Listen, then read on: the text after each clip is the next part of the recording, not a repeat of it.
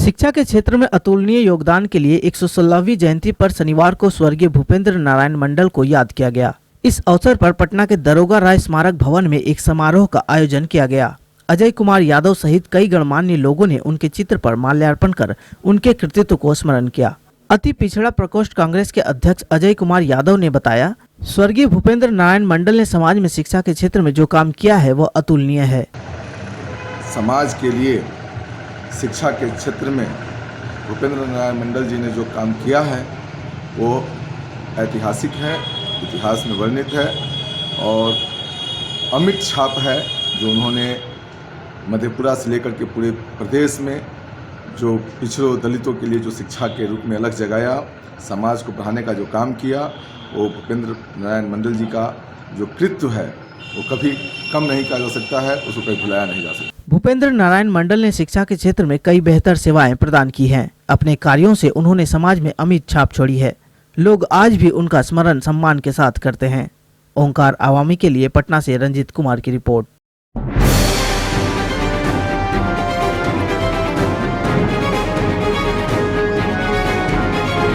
अपराध की बढ़ती घटनाओं के बीच अब बैंकों में हो रही चोरी की घटनाओं पर लगाम कसने के लिए विशेष सुरक्षा दल का गठन किया गया है। राज्य के अलग अलग हिस्सों के बैंकों में सुरक्षा कर्मी तैनात किए गए हैं। गृह रक्षा वाहिनी के महानिदेशक राकेश कुमार मिश्रा और भारतीय रिजर्व बैंक के उप महाप्रबंधक प्रशांत कुमार ने सुरक्षा कर्मियों के काफिले को हरी झंडी दिखाकर रवाना किया। इस विषय पर गृह रक्षा वाहिनी के महानिदेशक राकेश कुमार मिश्रा ने बताया कि अब तक बैंकों में सुरक्षा कर्मियों को कार्यालय स्तर पर रखा जाता था, लेकिन सुरक्षा की दृष्टि से रिजर्व बैंक ने पूरे राज्य में एकीकृत तरीके से सुरक्षा ड्यूटी पर गृह रक्षकों को नियुक्त करने का निर्णय लिया है। समारोह में अपने संबोधन में उन्होंने कहा, 4 कंपनियों के माध्यम से कुल 412 जवानों को तैनात किया जा रहा है। 412 चार कंपनी होमगार्ड के जवान, एक कंपनी में 103 लोग हैं। इनके साथ हम शुरुआत कर रहे हैं और मुजफ्फरपुर जिले में एक कंपनी जाएगी, गया और जमुई मिला के एक कंपनी जाएगी, औरंगाबाद, रोहतास और भभुआ मिलाकर एक कंपनी जा रही है, वैशाली, सीतामढ़ी को लेकर एक कंपनी जा रही है। तो ये कंपनी फॉर्मेशन में बजाबते company commander, platoon commander, section commander के साथ 103 लोगों का जत्था बटालियन ग्रुप में जाएगा।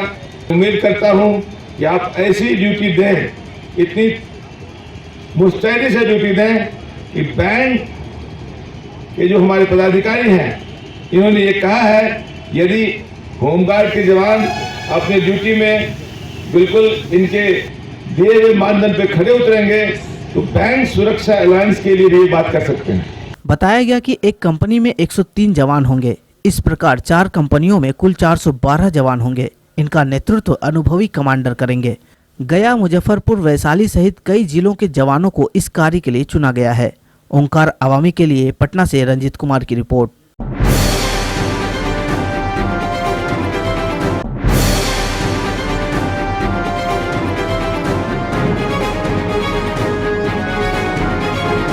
सरस्वती पूजा के बाद शुक्रवार की रात मूर्ति विसर्जन के दौरान अचानक 2 गुटों में भिड़ंत हो गई।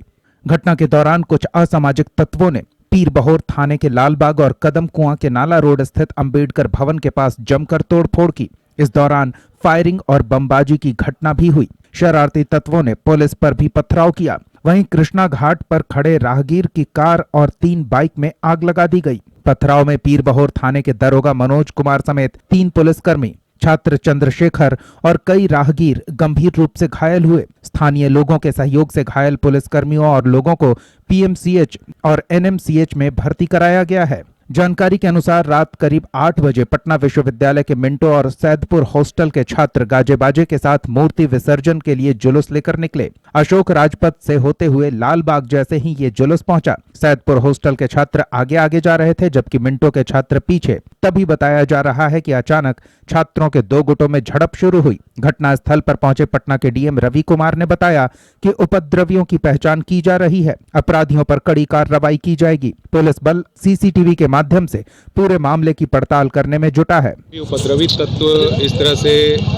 अशांति फैलाने के लिए प्रयास किए हैं, उन सभी के विरुद्ध पहचान करके कार्रवाई की जाएगी। ये कौन लोग थे? जैसा कि बताया जा रहा है कि 2 गुट हैं यहाँ पे। अभी जो पाया गया है कि यहाँ पर पीरबहोर थाना अंतर्गत जो उपद्रवी तत्व हैं उनके द्वारा कुछ पथराव किया गया है और कुछ ऐसी घटना और अफवाह फैलाने का प्रयास किया गया जिससे कि पथराव इस थाना क्षेत्र में हुआ है और उसके बाद तत्क्षण जो है प्रशासन के द्वारा इंटरवीन करके स्थिति पर काबू पा लिया गया है और ये पूरे क्षेत्र में लगातार मॉनिटरिंग की जा रही है, निगरानी की जा रही है। जो घटना हुई है उसकी भी सीसीटीवी से छानबीन करके उपद्रवी तत्वों की पहचान करके कार्रवाई की जाएगी। हालांकि घटना के बाद इलाके में पुलिस गश्त लगा रही है, फिर भी तनाव की स्थिति बनी हुई है। शहर में अमन चैन कायम करने के लिए पूरी तरह से पुलिस मुस्तैद है।